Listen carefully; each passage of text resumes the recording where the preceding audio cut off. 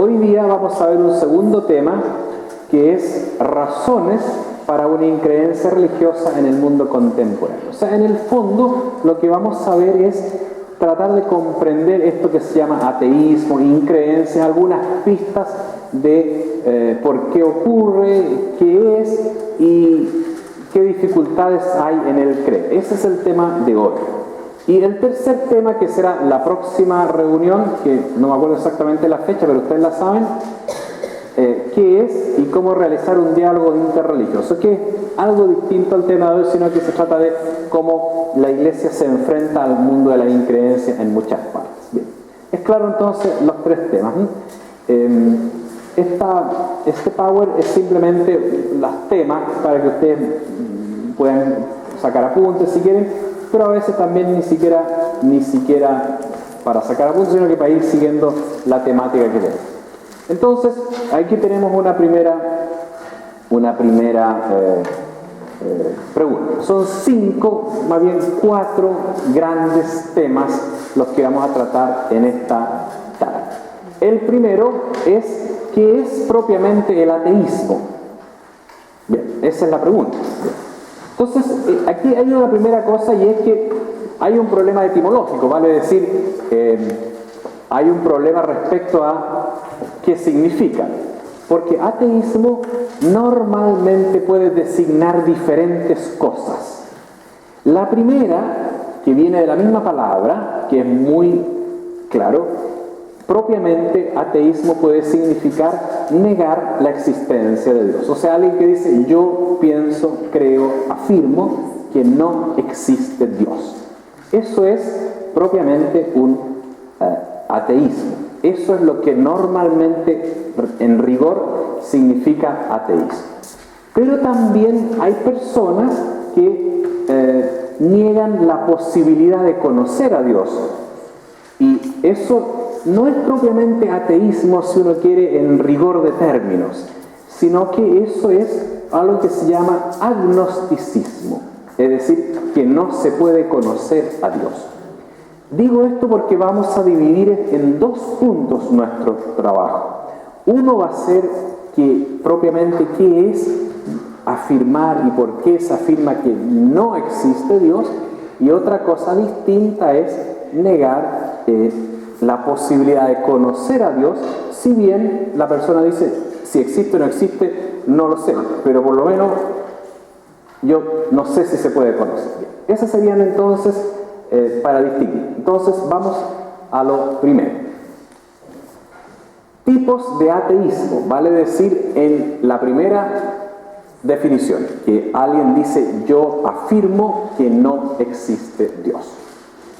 ¿Qué tipos de ateísmo hay? La primera cuestión, un tipo de ateísmo es que alguien diga, es absurdo el preguntarse por Dios. Y eso sería lo que nosotros llamamos ateísmo filosófico. ¿Qué significa esto, que es más bien, diríamos, más hondo, ¿no? Y es que realmente esto tiene algo que ver con el agnosticismo, pero fundamentalmente la idea es, miren, realmente yo pienso que el hombre como tal no tiene ninguna posibilidad de pensar más allá de su entorno y por lo que ve a partir de los sentidos. De modo que no es un problema ni siquiera de conocimiento, sino que simplemente el ser humano está encerrado en su mundo de lo sensible, de modo que es absurdo siquiera preguntarse si es posible de que exista un Dios que haya creado, porque el ser humano no sale de sus propias categorías científicas, humanas. ¿Me captan el punto, no? O sea que en el fondo la persona dice, mire, en realidad simplemente el ser humano está encerrado en su mundo. Es como si le pidiéramos a un animal, a un perrito, a una planta que hablara. O sea, está fuera de lugar. No corresponde a la planta hablar. No corresponde al ser humano salir de sus categorías.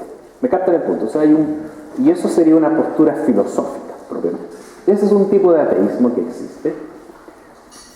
Otro Otro tipo de ateísmo, y diríamos que le llamaríamos ateísmo científico, o cientista, más bien, el punto es, fíjense ahí dice, la ciencia positiva acabó con Dios. En el fondo, lo que plantea esta postura, si ustedes quieren, es decir, miren,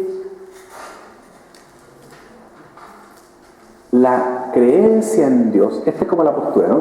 La creencia en Dios comenzó en la antigüedad porque el ser humano no se podía preguntar, no se podía responder muchas cosas. Había un rayo y no podía entender por qué venía un rayo. En conclusión decía, es Dios que habla. Después ocurría un terremoto y uno dice, ¿de dónde salió este terremoto? Conclusión, es Dios que está moviendo la tierra.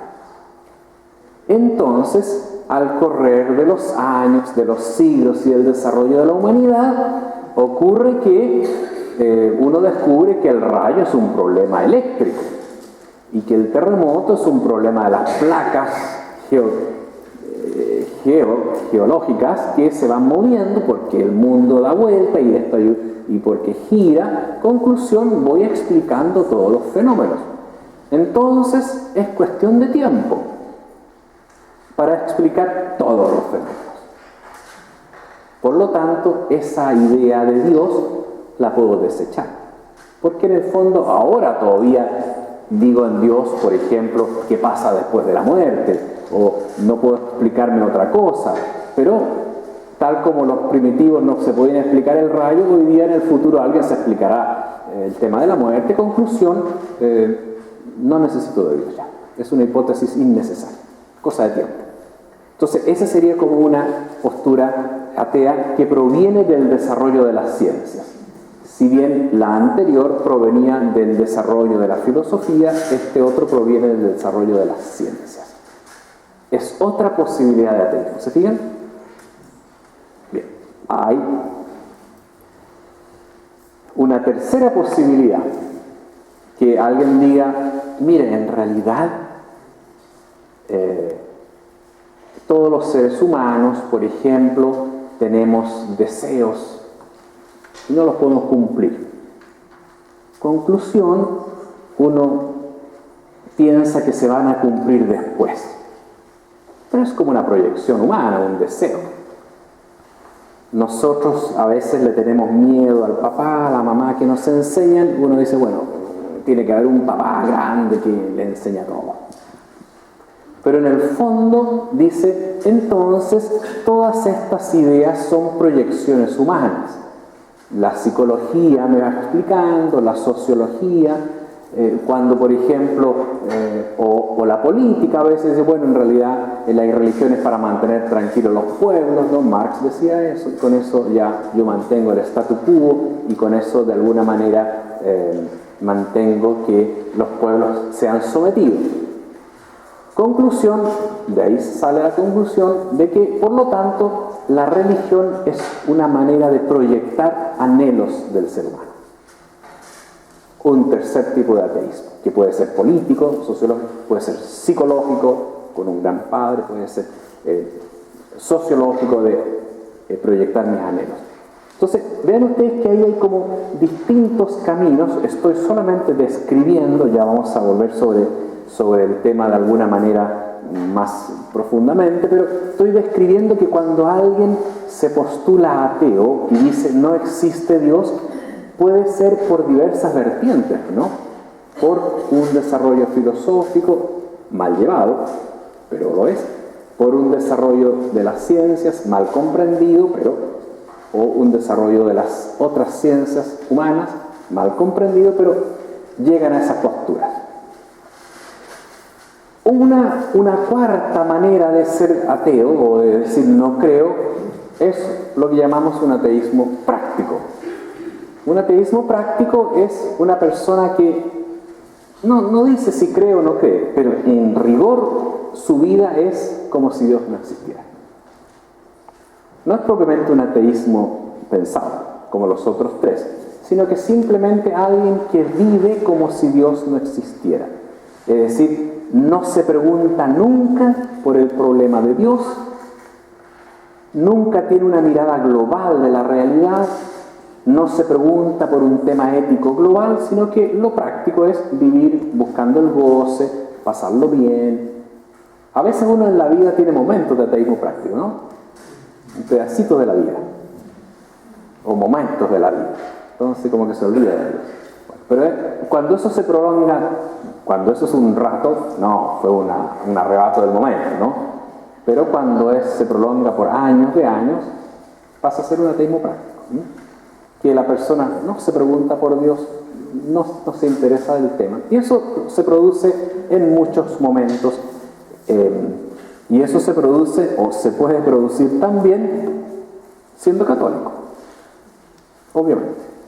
Siendo católico, bautizado y todos los sacramentos, pero después vive como si no existiera Dios. Es un ateísmo práctico. Entonces esa es una cuarta posibilidad. Hay una quinta posibilidad de ateísmo, pero que es algo distinta, y es que es producto de una postura anterior. Fíjense ustedes que el punto fundamental de nuestra vida, siempre uno parte de un supuesto básico, ¿no es cierto?, cuando uno vive. ¿Cuál es este supuesto básico que uno tiene? Que las cosas tienen un orden y una razón, una lógica. O sea, si uno ve que alguien entra, dice, viene llegando. Bueno, puede ser que no sea ese el motivo por el cual entró, y entró por otro motivo ahora, porque me quiere pegar. Ya, bien, puede ser. Pero yo digo, si alguien entró, por algo entró. Entonces, la vida tiene una lógica. Entonces digo, si yo existo, me digo, bueno, por alguna razón yo existo. O sea, uno parte del supuesto de que, entonces trato de pensar, ¿por qué razón existo? Y si estoy vivo, digo, bueno, tal vez por algo estoy viviendo, para algo serviré. No, parte del supuesto que las cosas tienen una lógica. Pero hay posturas que dicen, no hay ni una lógica. Uno existe por casualidad, finalmente un absurdo. Y entonces la vida es un absurdo, no tiene sentido. Entonces, si uno dice no tiene ni un sentido, finalmente, ¿qué es lo que tiene que hacer uno? Dice, bueno, me tengo que inventar yo el sentido. Yo le invento el sentido. No intento descubrirlo, sino que lo invento. Ahora, eso de inventar un sentido para la vida es lo más terrible que hay, porque finalmente uno se siente completamente vacío. Porque todos los días tiene que al despertar decir, bueno, ¿para qué voy a vivir hoy día? Voy a inventar el sentido. Y eso finalmente termina siendo un absurdo, ¿no? Y finalmente una persona puede sentir que su vida no tiene ni un sentido y que no vale la pena vivir. Bueno, es un tema más complejo ese, pero el fondo del asunto que estoy tratando de exponer ahí es que cuando uno cree que nada tiene sentido, que la vida no tiene sentido, es otra forma de un ateísmo. El ateísmo del sinsentido. Simplemente porque uno puede pensar y creer que existe Dios a partir de las cosas creadas, solo si piensa que las cosas creadas tienen algún sentido, por algo existen, y ahí uno llega a la causa, ¿no? Entonces, el punto, hay veces que se llega al ateísmo no por razones científicas, ni siquiera por razones filosóficas en rigor, ni por razones prácticas, ni de otras ciencias humanas, sino simplemente porque no le encuentro sentido a la vida. Entonces, como no tiene sentido, rechazo a Dios. Eso es un cuarto modo, un quinto modo de ateísmo. Miremos ahí en la hojita que ustedes tienen, que todos recibieron a la entrada. Vean ustedes que en la página, en el lado que dice formas y raíces del ateísmo, ven ustedes, para comprender mejor este texto, ahora ya he hecho esa introducción, en el número 19, ¿lo ven? En el segundo, ustedes se lo van allá para la casa, la hojita, y la leen tranquilamente allá. Aquí yo solamente haré unos pedacitos que nos pueden iluminar. Vean ustedes en el segundo parágrafo, dice, leo con ustedes, ¿no es cierto? La palabra ateísmo, esto es del Concilio Vaticano II, de la Constitución sobre la Iglesia y el mundo contemporáneo. Gaudium et Spes. Eso es GS, ¿no? La Constitución del Concilio Vaticano II, Gaudium et Spes, de la Iglesia y el mundo contemporáneo. De ahí saqué este texto. El número 19, segundo parágrafo, dice lo siguiente. La palabra ateísmo designa realidades muy diversas. Unos niegan a Dios expresamente. Esos son ateos, ¿no es cierto? Otros afirman que nada puede decir que acerca de Dios. Esos serían los agnósticos. Los hay que someten la cuestión teológica a un análisis metodológico tal que reputa como inútil el propio planteamiento de la cuestión. Esos serían los que afirman que es absurdo preguntarse, ¿no? Porque el hombre no tiene capacidades simplemente. Muchos, rebasando indebidamente los límites sobre esta base puramente científica, o por el contrario, o rechazan sin excepción toda verdad absoluta.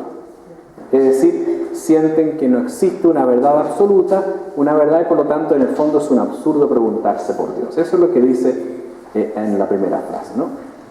Dice también, hay quienes exaltan tanto al hombre que dejan sin contenido la fe en Dios, ya que les interesa más, a lo que parece, la afirmación del hombre que la negación de Dios. Es como centrarse tanto en uno que ya me olvido de Dios.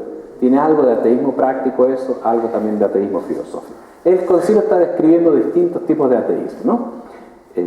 Hay quienes imaginan un Dios por ellos rechazado que nada tiene que ver con el Dios de los evangelios. O sea, están rechazando una falsa imagen de Dios. De eso vamos a volver sobre ese tema. Otros ni siquiera se plantean la cuestión de la existencia de Dios porque al parecer no sienten inquietud religiosa alguna y no perciben el motivo de preocuparse por el hecho religioso. Esos serían los ateos prácticos. Además, el ateísmo nace a veces como violenta protesta contra la existencia del mal en el mundo. Tenemos que estudiar ese tema también. O como adjudicación indebida del carácter absoluto a ciertos bienes humanos que son considerados prácticamente como sucedáneos de Dios. Eso es cuando uno piensa que Dios simplemente es una proyección humana. La misma civilización actual, no en sí misma, pero sí por su sobrecarga de apego a la tierra, puede dificultar en grado notable el acceso del hombre a Dios. O sea, también muchas veces las inmensas actividades, preocupaciones, me hacen olvidar a Dios. Ven ustedes que no quiero entrar en detalle, este texto un poco difícil, pero en el fondo lo que yo he tratado de aquí explicar es que, y en este texto vuelve a salir, que en primer lugar uno tiene que tener claro que hay muchas y muy diversas razones como alguien llega a ser ateo. Entonces, si uno quiere conversar con una persona y empezar a hablar de Dios con esa persona o conversar sobre su tema, lo primero que uno tiene que tener claro es cuál tipo de ateísmo o cuál es su problema con Dios, de dónde viene.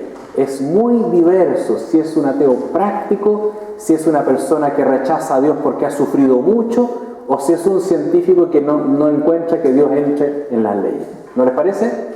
Son muy diversas aproximaciones al tema de Dios y por lo tanto, lo primero que uno tiene que hacer es comprender que las personas que niegan a Dios lo pueden negar por muy diversas razones. Eso es un primer punto que me parece importante, que son tipos de ateísmo. Pero aquí en el texto nosotros hemos percibido que hay otro problema que nosotros no habíamos nombrado, y es el siguiente, que es que a veces el ateísmo puede provenir de una falsa imagen de Dios. Puede ser por el mal testimonio de los cristianos. O sea, si nosotros como profesores de religión, como sacerdotes o como cristianos, en cualquier circunstancia, nuestra vida dice cosas muy diversas a lo que el Evangelio proclama, y nuestra imagen, nuestro ser personal contradice enormemente lo que es la imagen de Dios, uno puede producir ateísmo por enseñar una falsa imagen de Dios a partir de su testimonio. Es el caso clásico, y perdonen que sea franco en esta cosa, pero es el caso clásico de personas que dicen, no creo nada, no, Dios es malo. Y después uno empieza a revisar su vida finalmente y descubre que cuando pequeño algún eclesiástico le hizo un daño. El problema no está con Dios ahí. El problema está con el eclesiástico o la eclesiástica, sea laico, religioso o sacerdote. ¿No es verdad? Es como pasa, o si ha sido un papá o un profesor, esa imagen de autoridad queda dañada para siempre. O sea, el tema acá está en que nuestro mal testimonio, precisamente porque representamos a Dios, puede ocasionar un ateísmo.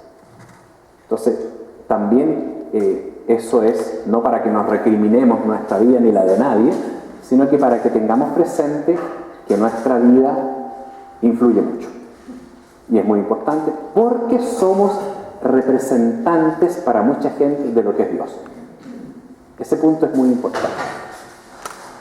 Pero también puede provenir porque nosotros enseñamos y hablamos de Dios, no ustedes ni ahora, pero en el pasado se puede dar que uno enseñe ciertas cosas incorrectas respecto a Dios y la gente rechace esa imagen incorrecta de Dios, no a Dios.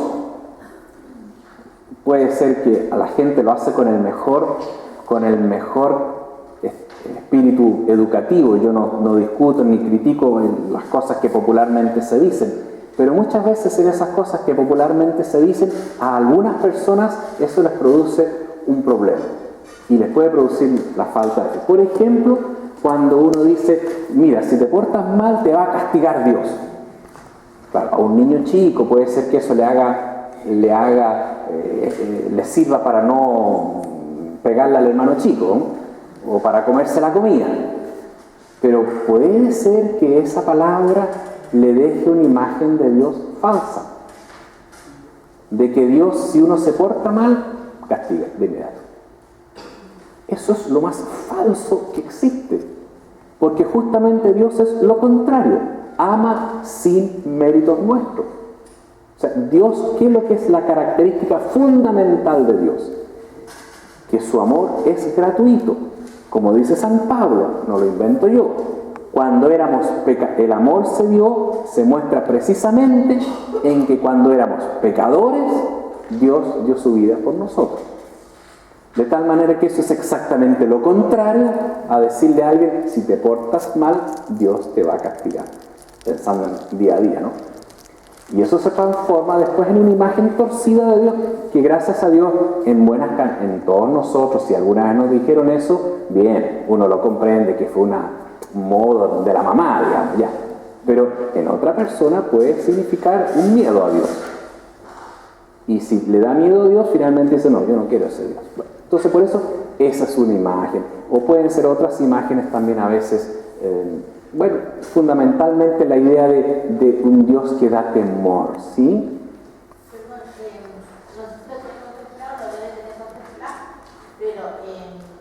Sabemos que Dios es amor, que es una persona, pero hay veces que el ateísmo, en el caso mío, que a veces tengo dudas grandes, yo sé que esa es filosofía, ¿no?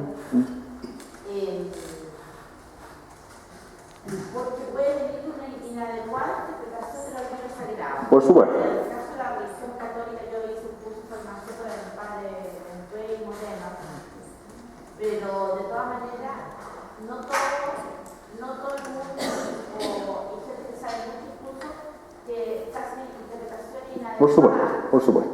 Evidentemente que dentro de las enseñanzas incorrectas, otra posibilidad, muy bien que usted lo mencione, es que uno interprete incorrectamente la Biblia y por lo tanto rechace a Dios o esa imagen de Dios porque no ha estudiado que la Biblia tiene su lenguaje, género literario. Entonces aparece Dios que si el pueblo de Israel es infiel, le viene un castigo, si es fiel, lo salva, ¿no? Pero eso es una manera de explicar algo más profundo, y es que realmente la vida humana el bien trae bendición y el mal no me desarrolla. Entonces, y también está dicho como una manera pedagógica para comprender que no da lo mismo ser bueno que ser malo. Pero eso hay que estudiarlo bien, no vamos a entrar en ese detalle. Pero quiero decir que efectivamente dentro de las enseñanzas incorrectas, una forma incorrecta es que uno interprete mal la Biblia.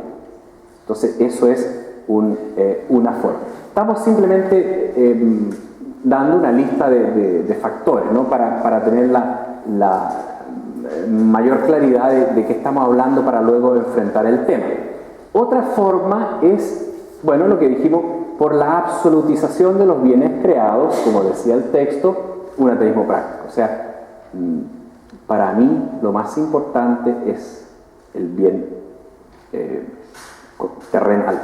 Y de tal manera el dinero pasa a ser un Dios, yo se me olvido de Dios. O sea, muchas veces el ateísmo no es pensado, sino que es de hecho, porque para mí no existe otro bien superior que el dinero, o no existe otro bien superior que un cierto placer o un cierto goce de algo.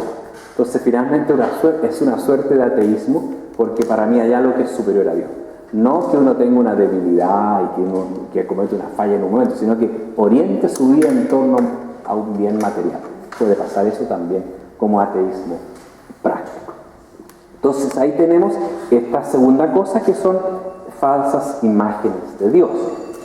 Un tercer punto que también aparecía en el texto, evidentemente, es que el ateísmo puede venir por un cuestionamiento al problema del mal.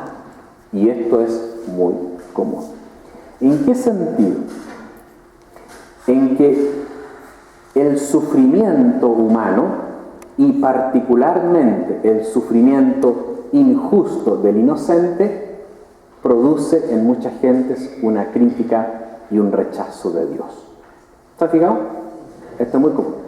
O sea, el argumento más típico, los otros que yo dije son argumentos más sofisticados, pero el básico argumento para una proclamación atea es: si Dios existiera, no puede permitir que se mueran niños de hambre en África. Y con eso cerraba el capítulo.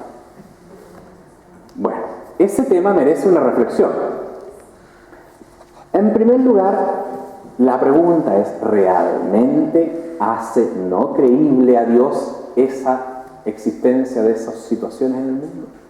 Yo creo que no, si es que logramos percibir un punto que es importante, y es el siguiente: ¿se contradice realmente la existencia del mal con Dios?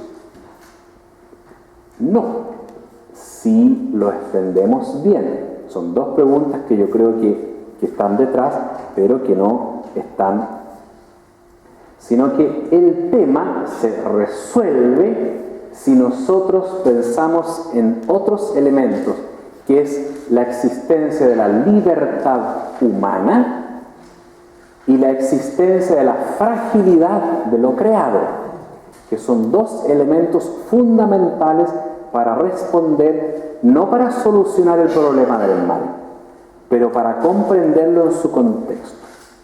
Me voy a detener un momento en eso de la siguiente manera. Piensen ustedes que nosotros y toda la creación es creada, y como creada es finita, no es Dios, y por lo tanto se desarrolla, evoluciona, tiene movimiento.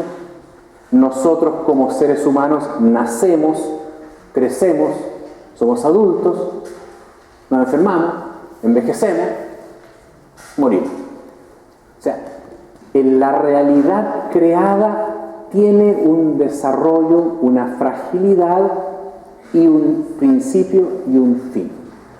Entonces, en primer lugar, hay sufrimientos,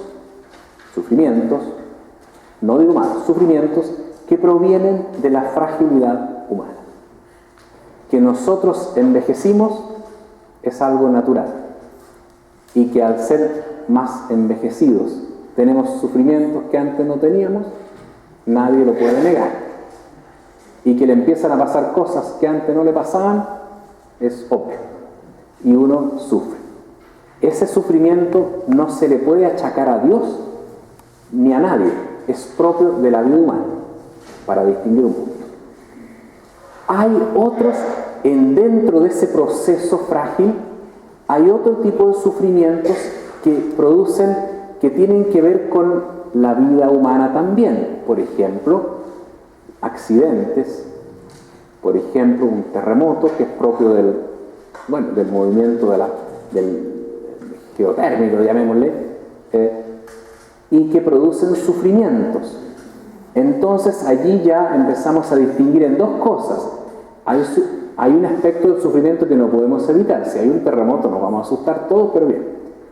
Pero también eso puede estar unido, por ejemplo, a que se cayó el edificio y morimos, o murió un grupo de personas. Ahora, si el terremoto era muy fuerte y se cayó el edificio, no había nada que hacer, no hay culpa. Pero si resulta que el edificio no había sido construido siguiendo la ley, y el constructor se había guardado un poco de la plata y puso menos cemento, entonces ahí el sufrimiento ya no es solo del terremoto, sino del pecado humano y de la responsabilidad humana. Entonces, en el sufrimiento puede darse lo propio de la fragilidad humana, pero también puede ser producto del pecado humano. Y ahí tampoco se le echa la culpa a Dios, sino a nosotros. Mucho más cuando uno dice, pasando directamente a situaciones que ya no corresponden a nada más que a pecado humano. Por ejemplo, uno dice, pero ¿cómo yo voy a aceptar que en África hayan niños que mueran de hambre y hay una sequía y se muere la gente porque no tienen qué comer? Pero ahí la culpa, una vez más, es de que nosotros en el mundo no hemos sido capaces de compartir lo que tenemos, que alcanza suficientemente para el mundo entero, solo que no hemos sabido en el mundo de ser solidarios unos con otros. Los remedios la misma cosa. Entonces hay que no echarle la culpa a Dios a los temas que tienen que ver con la libertad humana. O sea, hay muchos sufrimientos que provienen del pecado y del mal uso de la libertad humana. Y no se culpan a Dios. Y hay otros que provienen de la fragilidad humana que es propia de la vida humana. Entonces usted me va a decir, bien, distinguiendo eso, dos preguntas. ¿Por qué Dios nos creó frágiles? ¿Por qué no nos creó perfectos? Primera cosa. Y la segunda, que viene a la pregunta, dice, ¿y para qué nos dio esa libertad? ¿Por qué no, cuando alguien va a hacer un mal, se opone a Dios? O sea, ¿por qué la libertad? Las dos cosas son importantes. Partamos por la fragilidad. Lo creado, por ser creado, necesariamente tiene que tener un inicio y de alguna manera una fragilidad. Pero el punto está en que Dios eso lo ha hecho así, pero pensando también que uno está llamado a una eternidad con Él. Siendo esta vida un momento importantísimo y precioso, pero no lo último y definitivo.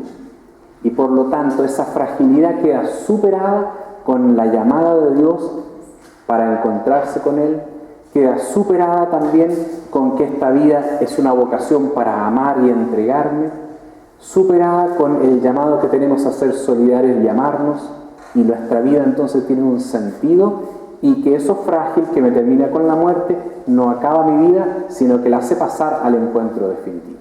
Por lo tanto, Dios no se queda en la fragilidad, sino que nos crea así, pero como decía un santo que se llama San Ireneo, decía, la grandeza de Dios no está en que no nos haya podido crear perfectos, porque eso es imposible. Si es creado, no es perfecto. Sino que en que habiéndonos creado imperfectos, nos da su espíritu para que siendo creados, lleguemos a ser perfectos en Dios, divinos en el espíritu, con la gracia eterna. O sea, Dios nos toma frágiles como somos y nos lleva a la perfección en la vida eterna. Y comienza en esta cuando uno empieza a amar, cuando uno empieza a ser solidario. Pero eso está unido al segundo punto, y es que la libertad. Alguien dirá, bueno, mejor que no sea tan libre. Y aquí entonces nos topamos con el núcleo de la vida humana. La filosofía contemporánea y también la teología del Génesis dice, ¿qué es lo más propio del ser humano que lo asemeja a Dios? Lo más propio del ser humano que más lo asemeja a Dios, fíjense que finalmente es la libertad. O sea, la capacidad que tenemos de amar. Sin libertad no es posible amar. La única posibilidad de ser verdaderamente imagen de Dios es que seamos capaces de amar, porque Dios es amor. Y eso supone libertad. Y la libertad es, en el fondo, el que Dios me crea y me dice, usted decide por su vida. Usted es dueño de su vida y en usted está el que sea capaz de donarse, de responder a Dios, de aceptar su vida y de llevarla adelante. Que es lo más grande que nos ha dado Dios, porque es lo único que nos permite amar. Sin amor, sin libertad, no es posible amar. Nadie puede decir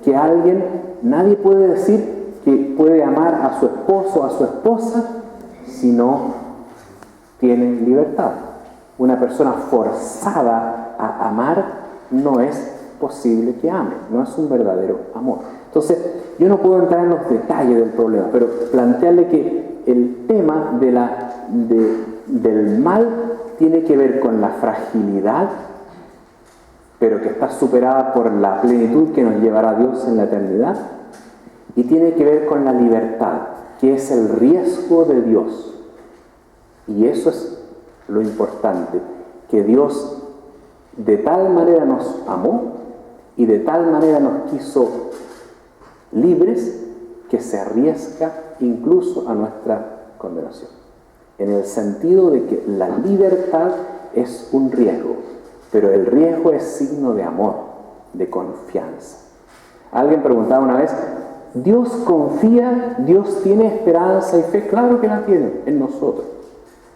La fe de haberte creado porque confío en que tú saldrás adelante. Lo cual implica siempre un riesgo. Es el riesgo que asuma el que se casa. Es el riesgo que asume el que quiere tener un hijo. Confío en que saldrá adelante, confío en que nuestro amor es para siempre. Puede fallar, pero si no hay esa confianza, no hay amor. ¿Sí? Sí. No, pero sí, mi hermano. Bien, el asunto, bueno, desde el punto de vista teológico tengo entendido, solo Dios es eterno. Sí. Los seres humanos no somos inmortales. Ahora, como Dios es bueno y perfecto, nos hace compartir la realidad de la vida espiritual. Sí. Pero en el sentido, el sexo estricto, el que es eterno, lo respecto al libre albedrío y libertad moral. Por ejemplo, Santo Tomás de Aquino, tengo entendido que ahí vienen las confusiones entre confundir libertad moral, que es respetando los preceptos y mandamientos, en el fondo, en principio, con libertinaje. Es que libertad moral en algún sentido también, en un significado, es la capacidad de elegir. Pero con lo que usted dice me queda más claro que es la confianza que Dios deposita en uno. Obvio. Ahora, y si se cae en el libertinaje es por un problema del pecado humano. Sí. Sí. Bien. Entonces, me parece a mí fundamental tener claro el punto de que el problema del mal no acaba con el problema de Dios, sino que confunde elementos. ¿Estamos claros, no es cierto? Entonces estamos todavía describiendo el tema del mal. Tenemos todavía un último punto que es la letra E aquí. El ateísmo no es un fenómeno originario. ¿Qué quiere decir esto fundamentalmente? Normalmente es una reacción contra. Naturalmente la persona siente que depende de alguien. Desde que uno nace, siente que depende. Ahora, normalmente el ateísmo ha sido una reacción porque no me gustó esto, porque yo no pienso, y por lo tanto es una decisión segunda. naturalmente la historia de la humanidad, no por falta de desarrollo, sino que porque es propio humano, tiende a pensar, a aceptar que Dios está y por lo tanto es una decisión segunda. Y históricamente en la historia no ha habido ateísmo, más que muy particular en un sentido que no es propiamente ateísmo, pero sí ha surgido en momentos de crisis. O sea, cuando y ustedes lo ven, normalmente el ateísmo surge cuando uno sufre una crisis. Por lo tanto, el tema importante aquí se da, y podemos leer nuevamente las formas y raíces del ateísmo en el número 19.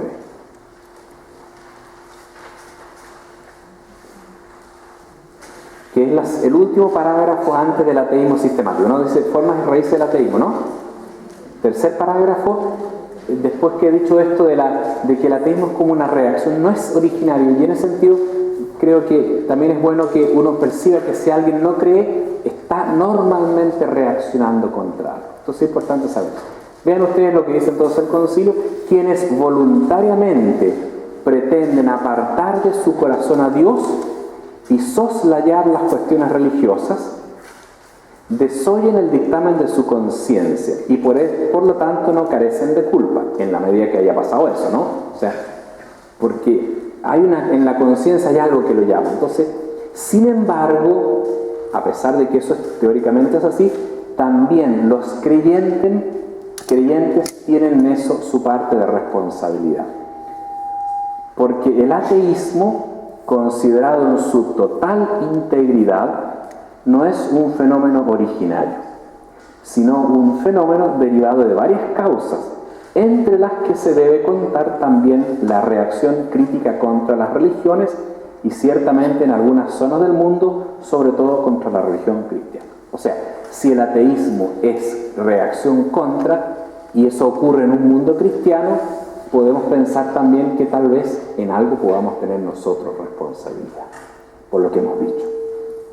Por lo cual, en esta génesis del ateísmo pueden tener parte no pequeña los propios creyentes, en cuanto que con el descuido de la educación religiosa, o con la exposición inadecuada de la doctrina, o incluso con los defectos de su vida religiosa, moral y social, han velado más bien que revelado el genuino rostro de Dios y de la religión.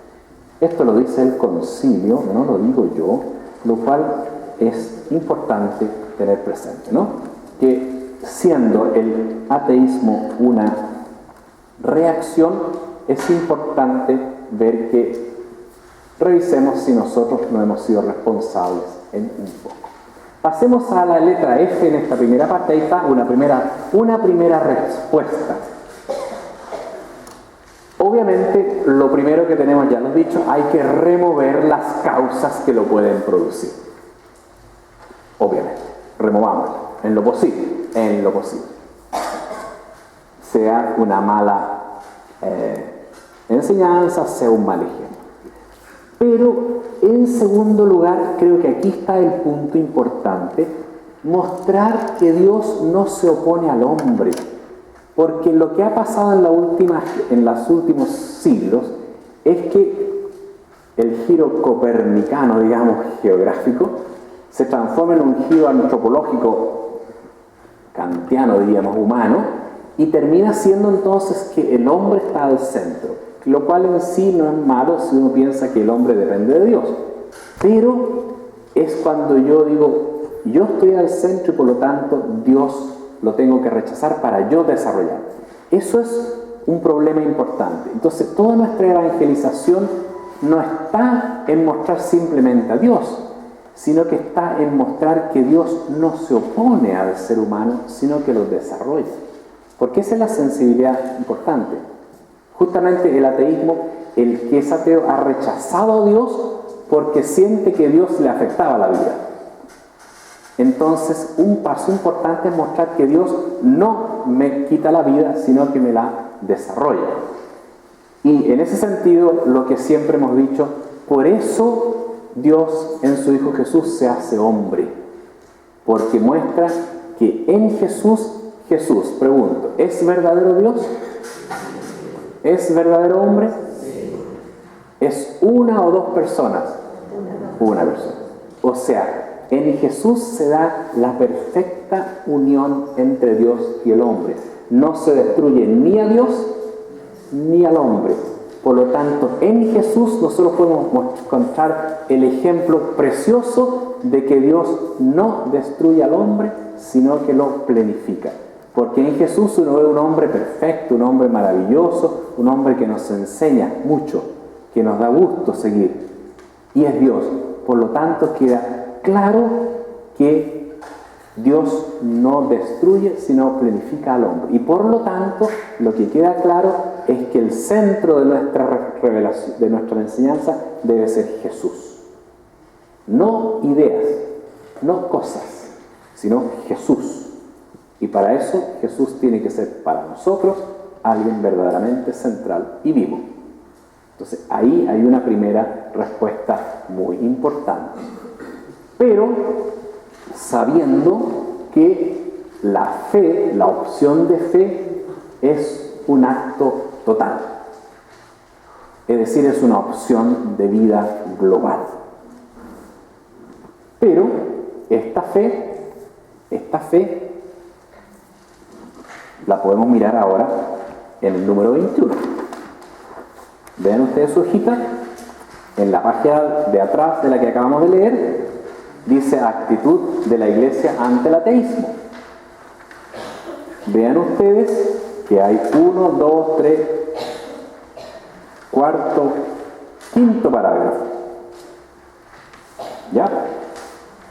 El remedio del ateísmo. ¿Ya?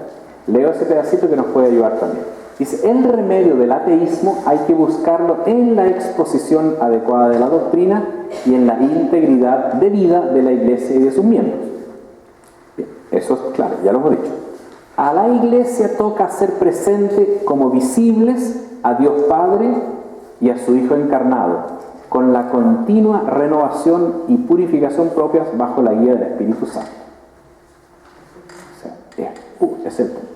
Ahora, esto se logra, ahí está el núcleo de la frase, principalmente con el testimonio de una fe viva y adulta, educada para poder percibir con lucidez las dificultades y poderlas vencer.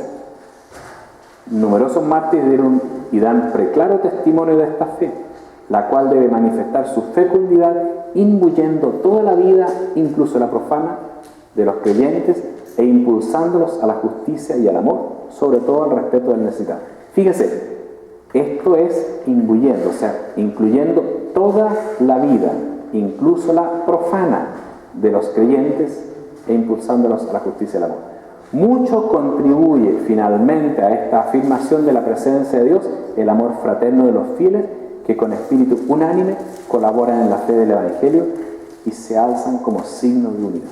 Lo que dice el texto es que finalmente el testimonio y la muestra de Dios pasa por el testimonio de amor total de la vida, porque en el fondo con eso estoy diciendo que Dios no me destruye, sino que planifica mi propia vida, que es justamente el problema por el cual alguien se hizo ateo, porque sentía que de alguna manera Dios le podía destruir su vida, porque no lo deja gozar de no sé qué cosa, porque no va a poder ser un científico, piensa, o porque tiene otros deseos, o lo que sea. Pero el punto fundamental es que si uno logra percibir cuál es la razón por la cual se alejó de Dios y logra mostrar en Jesús que Dios planifica al ser humano, ahí hay un camino para el ateísmo. Esto es solo un primer paso, pero tenemos que dar pasos más importantes.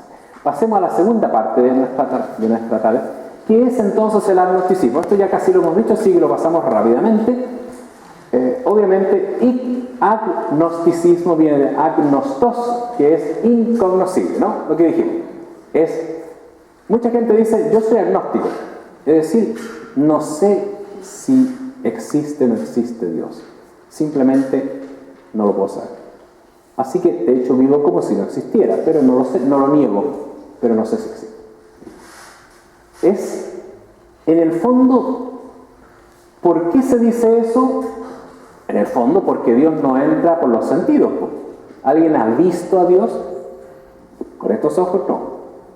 Uno dice, sí, yo lo he visto, claro, en mi vida actuando, pero realmente no lo he visto.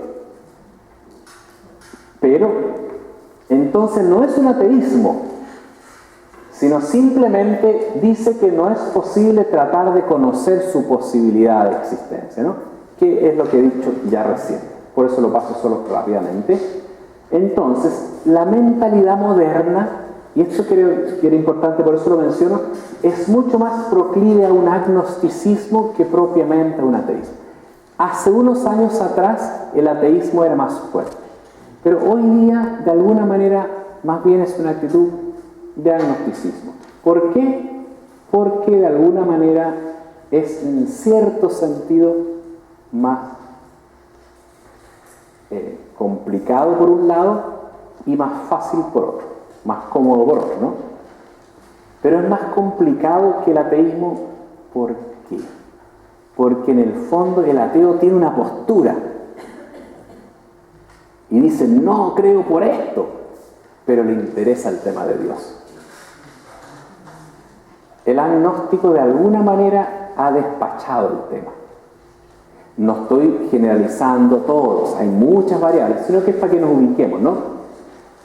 Entonces, existe, y por supuesto, en ese mismo sentido, existe también un agnosticismo práctico, que es la simple indiferencia, que simplemente no me preocupa el tema. Se parece al ateísmo práctico, pero sobre todo una indiferencia. El otro es prescindo, pero aquí es como una indiferencia el tema. Por eso es mucho más fácil y de alguna manera mucho más enriquecedor un ateo, porque el tema le preocupa, por eso lo niega, y en cierto sentido el profesor Ratzinger en su tiempo de profesor decía, el ateo es un creyente, igual que yo. Él cree que Dios no existe y yo creo que Dios existe. Pero los dos hacemos un acto de fe. Porque ni él puede probar por el método científico que no existe, ni yo puedo probar por un método científico que existe. Pero él cree que no y yo creo que sí. Ahora, ¿por qué? Y después seguía el diálogo, él decía, y él cree que no existe porque no le encuentra un sentido a la vida, yo creo que sí existe porque le encuentro un sentido a la vida. Entonces, finalmente el problema no es de creer o no creer, sino de aceptar o no que la vida tiene un sentido. Y ese es el punto más hondo en este punto. En cambio, el agnóstico de alguna manera prescinde del tema. Bien, hasta ahí lo del ateísmo. Pero es que no puedo perder el tiempo para terminar, no quiero terminar, me queda media hora y quiero terminar. Al final, si nos queda más tiempo, le respondo todas las preguntas. Pero pasemos al tercero. Que es el punto, la respuesta cristiana. Entonces hay un par de cosas que son más bien rápidas que las paso. Se puede, a partir de la razón, llegar al conocimiento de Dios, eso lo sabemos. ¿En qué sentido? Que se llega a la existencia de que algo o alguien que está más allá de lo creado y sin lo cual lo creado no podría existir, ¿no es cierto? Como que para el agnóstico y para el ateo el tema fundamental es que nosotros planteamos es que si las cosas existen, finalmente algo o alguien tiene que haberlas creado. O sea, el punto fundamental es parte por ahí, ¿no? De que las cosas se tienen que fundamentar en algo. Si no, no existiría. Un niño existe porque hay papás. Y los papás existen porque están los abuelos. Y los abuelos por los bisabuelos. Y seguimos para atrás, finalmente llegamos al Big Bang y ahí, ¿qué pasó? Bueno, Dios, finalmente hay alguien que le da la existencia a las cosas.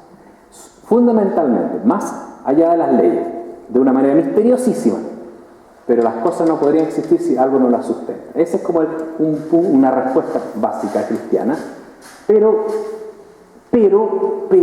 eso que dice, entonces todo el mundo puede probar que Dios existe. Cuidado, porque el pecado y la fragilidad humana hacen que por múltiples razones nosotros muchas veces no lleguemos a esa conclusión. O la gente, ¿no?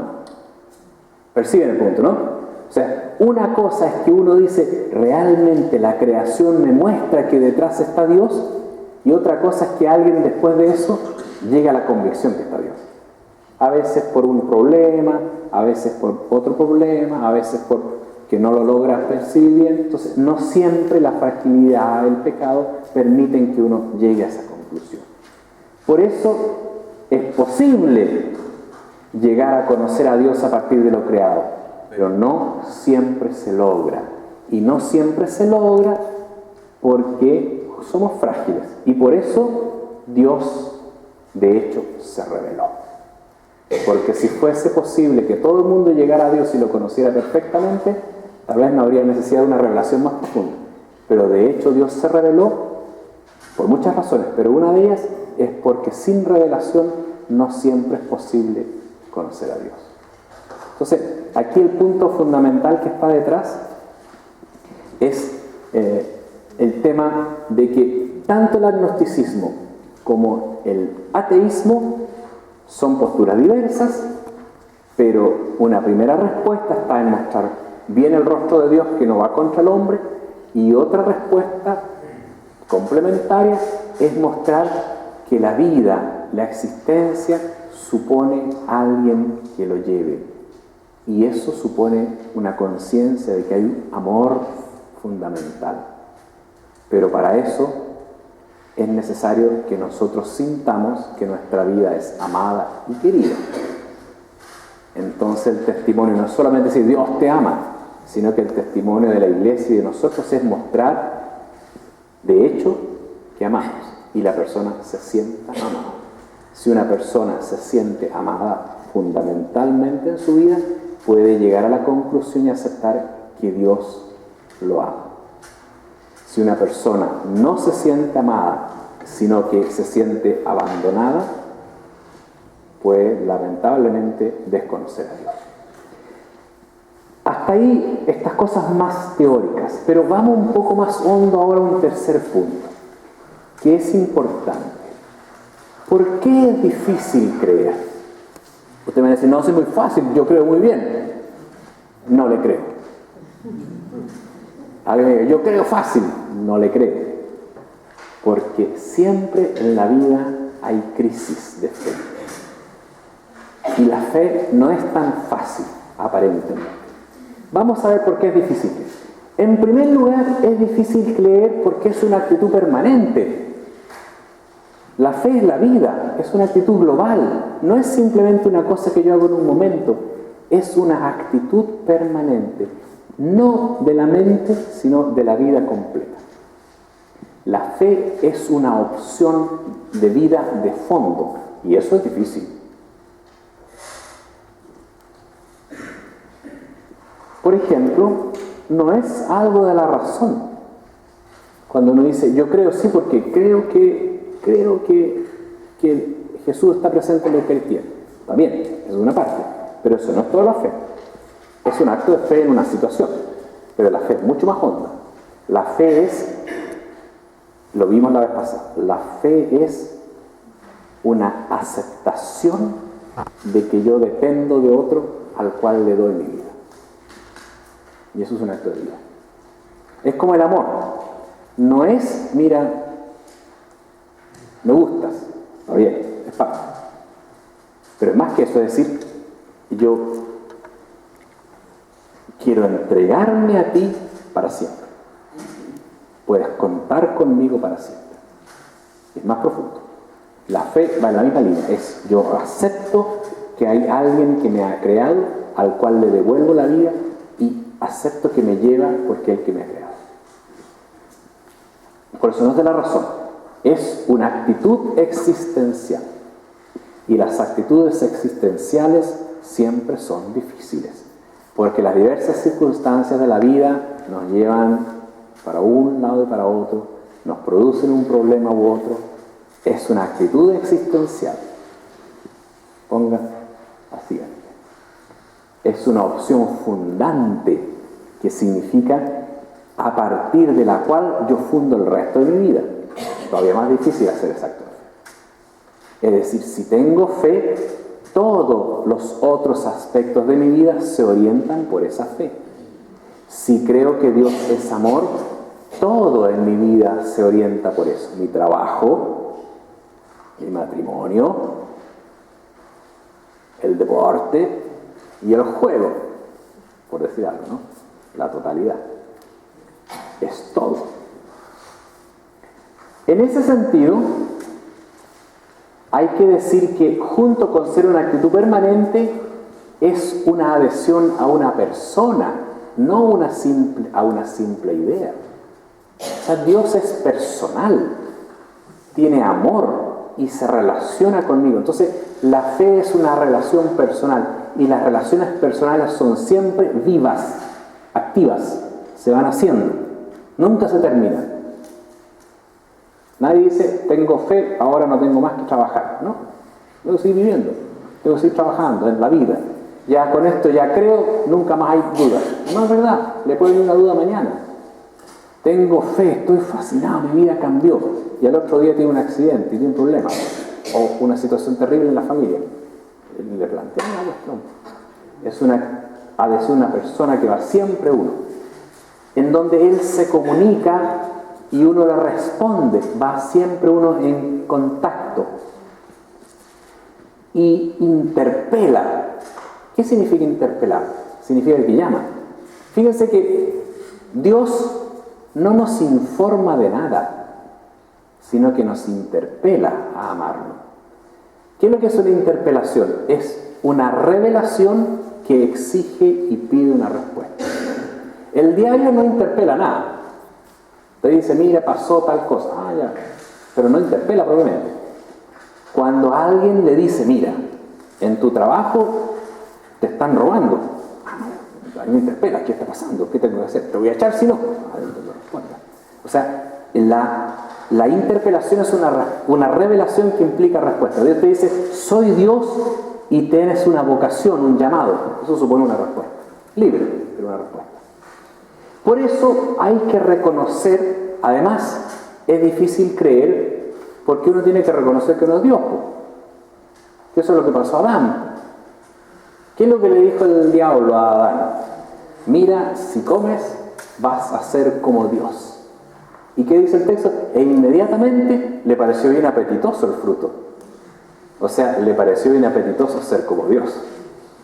Es la imagen, ¿no? O sea, el tema es que si yo acepto a Dios,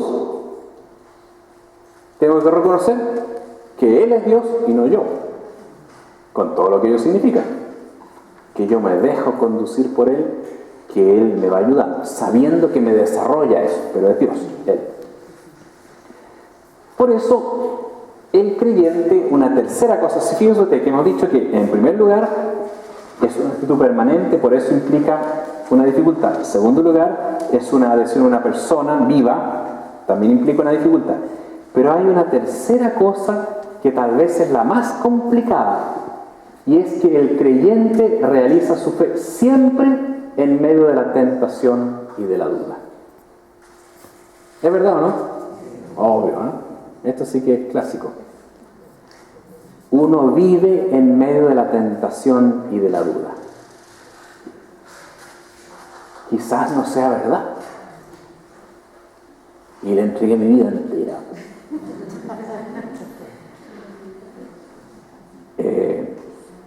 Quizás no sea verdad. Entonces aquí viene cuál es la tentación. Bueno, si yo hubiera sido no creyente, bueno, ahí estaría tranquilo, porque no creo nada, entonces me digo paz. Pero el no creyente siempre va a vivir en la duda, igual que yo. ¿Y si es verdad que existe Dios? Lo contrario. El no creyente, ateo, también vive en la tentación y también en la duda. Es la condición humana. Porque él dice, no creo, no existe Dios. Después llega a la casa, se acuesta y dice, ¿y si existiera? ¿Qué pasaría?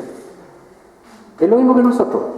Estamos aquí felices, vamos a la casa, ¿y si no existe? Pero no es un chiste, ¿ah? Es la vida. Entonces eso hace Y eso es propio del ser humano. Uno vive en medio de la tentación, pero eso es en todo. Me voy a casar. Qué lindo el día del matrimonio. Pero no dice después, ¿y si no me va a querer? No, cree, confía. Puede pasar que a veces les falla el cónyuge, ¿no? Pero uno no lo hace, no parte de eso. Confía. Voy a buscar este trabajo, qué bueno. Me dieron el trabajo, fantástico. ¿Y si me echan? Bueno, puede pasar, y pasa, ¿no? Pero uno tiene que trabajar, o sea, la vida es frágil. Entonces, eso hace difícil lo de Dios, pero hay una oscuridad esencial en la fe, y hay que aceptarla. Es una oscuridad esencial porque si lo llego a comprender, ese no es Dios. ¿Lo entiende la frase, no?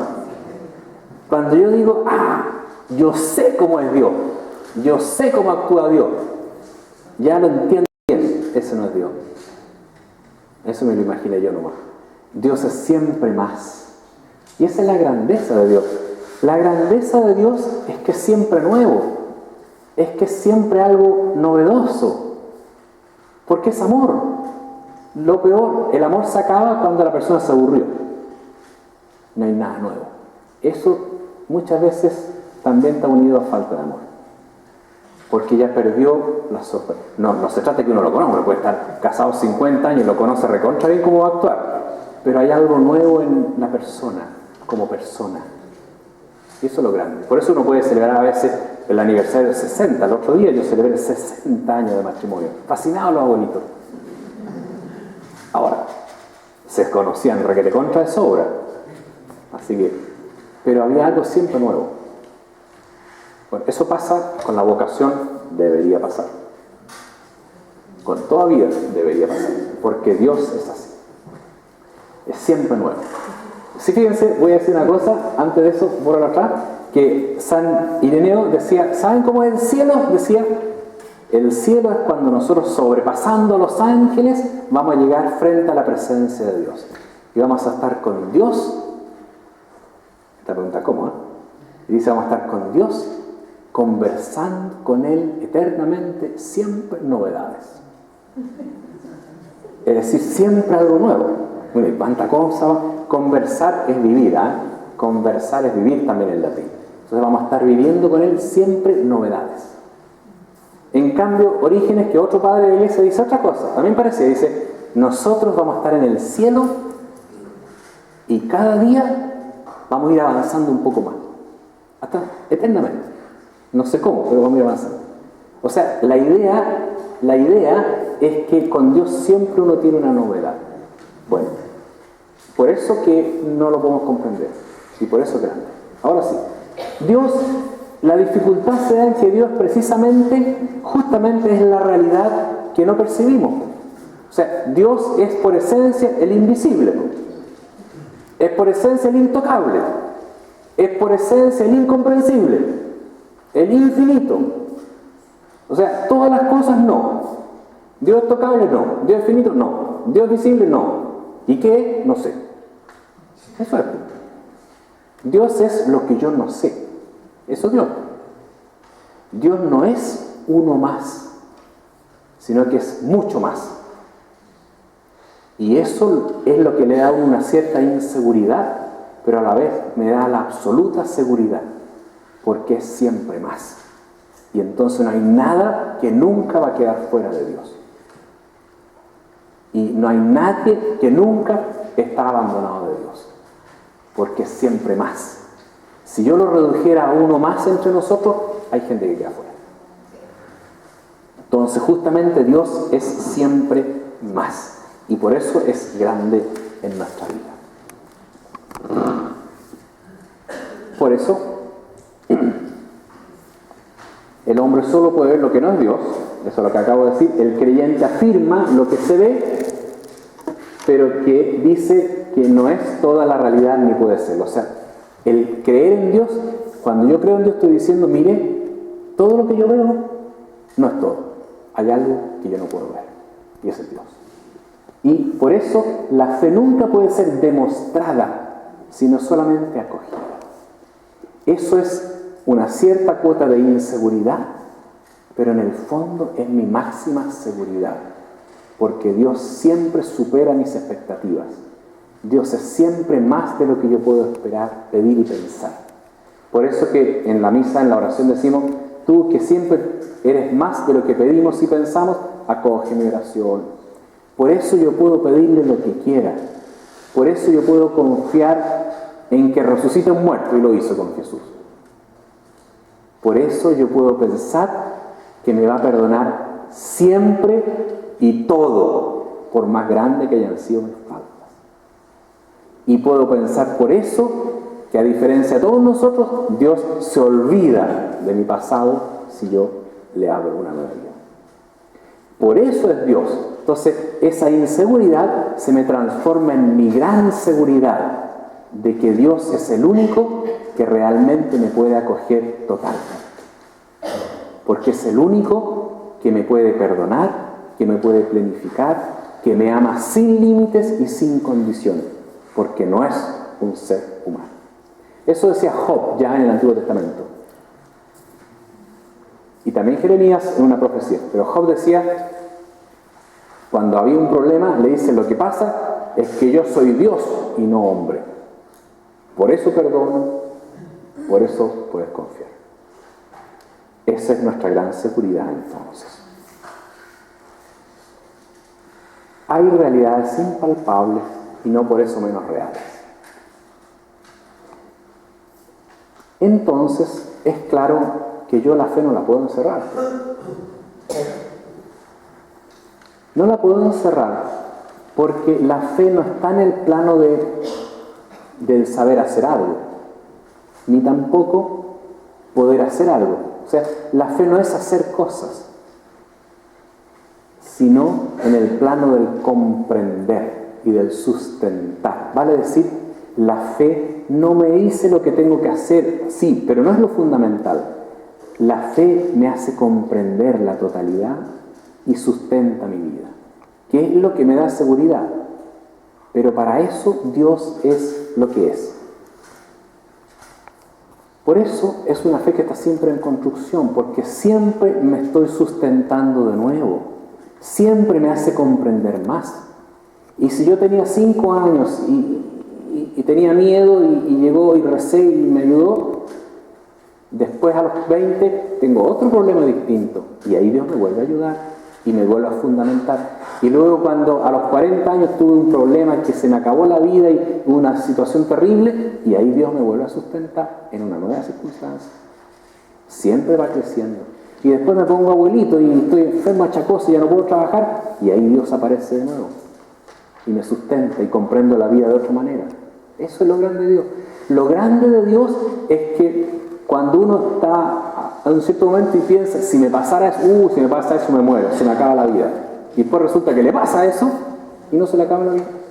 Y Dios encuentra un camino y Dios soluciona el problema y se abre una nueva perspectiva y comprendo algo nuevo, porque Dios está siempre, nuestra vida en construcción, porque Dios es siempre más. Ahí pueden ustedes mirar después, ahora en el 21, ven ustedes el 21, 1, 2, 3, el cuarto parágrafo, dice ahí, todo hombre, ¿lo ven? Todo hombre resulta para sí mismo un problema no resuelto. ¿Alguien resolvió su propia vida? Ya. Percibido con cierta oscuridad. Ni yo mismo me conozco. Nadie en ciertos momentos, sobre todo en los acontecimientos más importantes de la vida, puede huir del todo al interrogante referido. O sea, a la pregunta por mí. ¿Quién soy? ¿Por qué soy así? ¿Por qué soy así? Dice la segunda. A este problema solo Dios da respuesta plena y totalmente cierta. Dios que llama al hombre a pensamientos más altos y a una búsqueda más humilde de la verdad. Eso es la seguridad de la fe. Revísenlo en la casa con tranquilidad ese difícil texto. Vamos a ver una penúltima cosa. Existen también motivos para creer, que no son una demostración, sino solo dan cuenta de que es racional creer. Y estas razones son, por ejemplo, nadie creería, todos nosotros no creemos, si no viera que las cosas en las que creen tienen que ser creídas. ¿No le parece? O sea, el creer en sí tiene como una autofuerza. ¿Está fijado? Como que algo me dice que tengo que creer. Porque es racional, porque es lógico, porque es obvio. Hay una seguridad interna que no la puedo expresar. El acto de creer es un acto... El PowerPoint lo vamos a poner después en la página, ¿no es cierto? ¿Se lo voy a poner? Para que ustedes lo revisen después, ¿ya? Este mismo. Lo pongo ahí y ustedes lo leen, ¿ya? El acto de creer es un acto de síntesis. ¿En qué sentido? Que allí se encuentran todas las dimensiones de la vida, entonces por eso comprende, se diga comprende uno. O también la fe guía y orienta al resto. Son todas formas para mostrar cómo la fe es útil y realmente me ayuda. Y es importante. Por eso uno podría creer. Todo esto pensando en que ustedes lo pueden compartir con los no creyentes, ¿no? Es como la manera de comprenderlo y ayudarlo, ¿no? Para explicarles lo que es la fe, porque si no la gente cree que la fe es una cosa muy como ya creerlo y lo absurdo. No, mostrarles este sentido hondo, humano, antropológico de la fe. Ese es el punto. Porque justamente el ateísmo lo que piensa es eso, que la fe opone al hombre. Entonces la fe guía y orienta al resto de la vida. La creatividad, la fe da sentido, significatividad, por ejemplo. O la totalidad, veo como un todo que me explica cada parte. La fe me explica mi vida pequeña, el trabajo, o sea, logro comprender cada parte de mi vida en esta totalidad de la fe.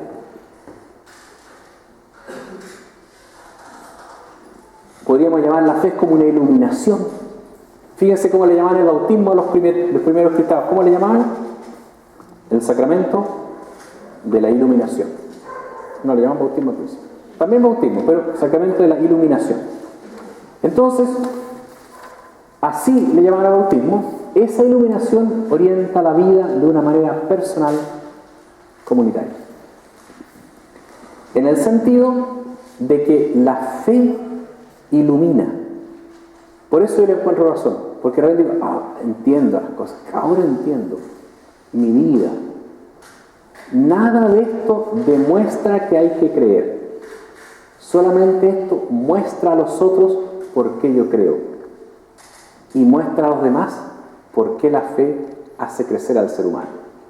Y le invita a los demás a probar este camino.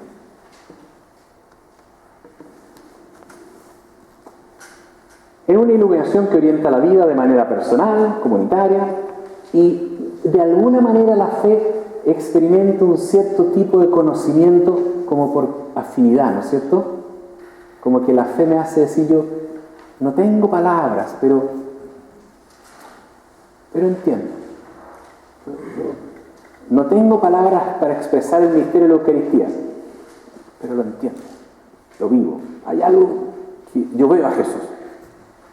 No lo puedo explicar, pero hay algo que me hace que yo lo entienda. Es una naturalidad interna, ¿no? Y eso es la fe. ¿Cómo sabes tú que Dios te llamó? No te lo puedo explicar, pero no tengo duda. Algo, no sé, no tengo la duda de que Dios me llamó. Otra cosa que tengo que vivirlo. Pero hay algo interno, esa connaturalidad propia de la fe. Bueno, la fe explica, obviamente, realiza una convergencia de sentido. Ahora entiendo la vida, da sentido, por ejemplo. Estoy diciendo cosas que ustedes pueden ver después, ¿no? La realización del acto de fe confirma, dice conforme, confirma el mismo acto de fe. O sea, yo creo, y se me iluminan las cosas. Ahora es razonable. Antes yo no creía. Empiezo a creer y, ahora entiendo mucho mejor. O sea, como que la fe misma me confirma mi acto de fe. Qué importante, ¿no? Y eso responde al ser humano de múltiples maneras. La fe explica la historia. Uno mira, ve, o, por ejemplo, tiene características que me hacen responder el origen de mi vida, el amor, el fin de mi vida, el sentido. O sea, vean ustedes que quiero mostrar de muchas maneras que la fe no es ni puede ser una prueba, sino que es un encuentro que me ilumina y que me hace descubrir realmente un encuentro. Vamos a pasar al último punto que sigue adelante, más adelante, lo que sigue, eso pasa luego.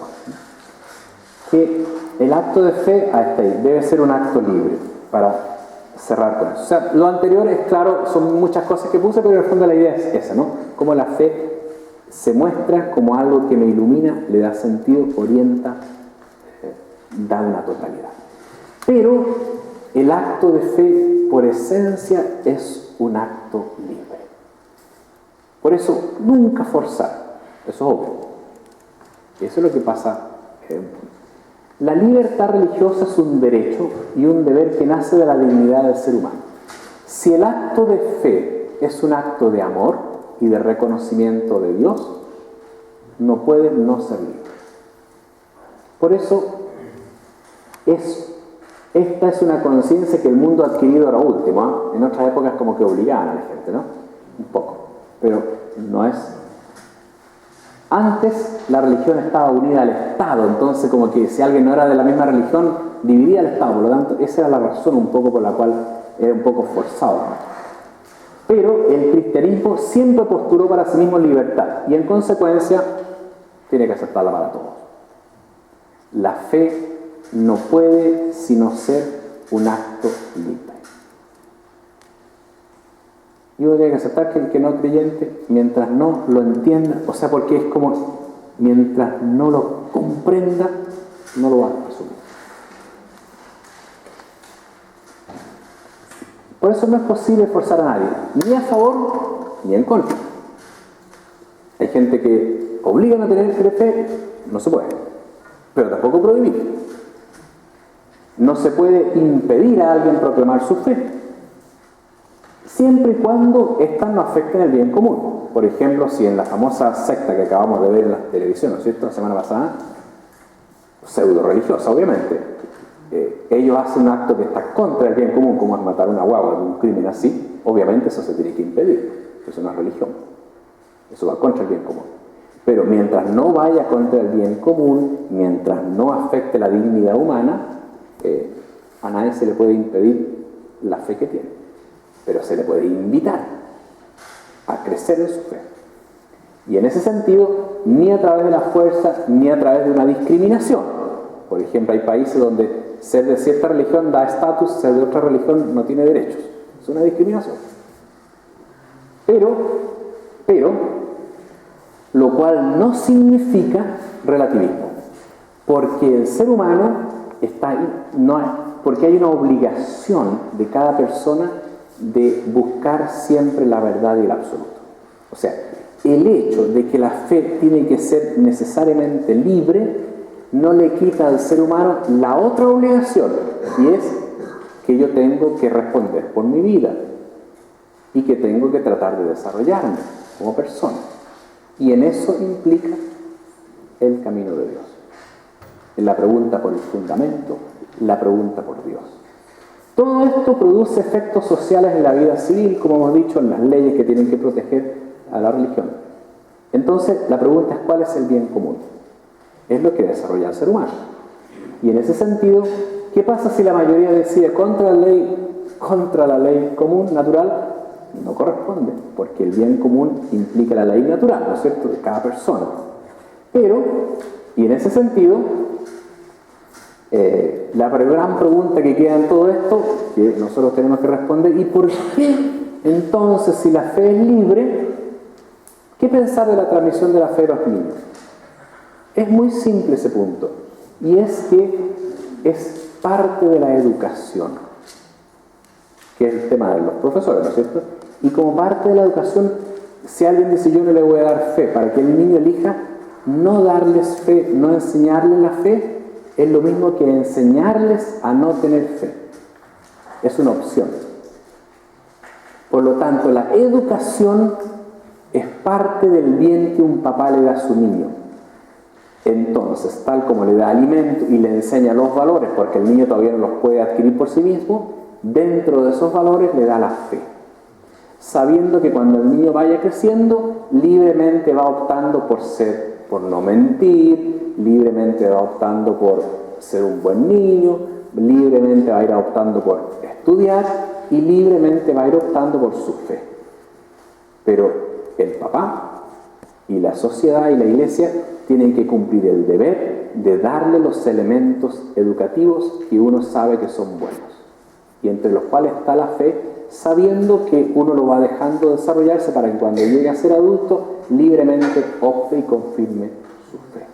Por eso todo lo que he dicho no se opone a ese punto.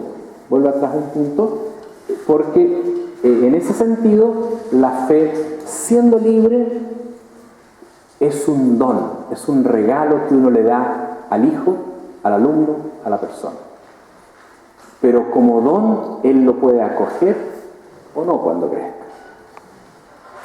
Pero el punto fundamental es que es uno de los bienes más ricos que uno tiene, porque es el bien que me permite a mí comprender mi vida, comprender el mundo, fundamentar mi vida, me ilumina. Y eso yo tengo que darlo, quiero darlo a los demás. Y ese es mi regalo, sabiendo que la persona tiene que acoger. Pero para que lo acoja, tengo que darlo de tal manera que la persona comprenda que le estoy haciendo un bien, que ella entienda que se ilumina su vida y que finalmente él o ella tiene en el fondo del corazón que responder qué quiere hacer con su vida. Y nosotros solamente le podemos mostrar con nuestro amor y con nuestra alegría que la opción tomada por nosotros me ha dado amplia satisfacción y los invito a seguirla. Y el ateísmo irá creciendo o disminuyendo en buena medida según nuestro testimonio sea adecuado o no, ¿no es verdad?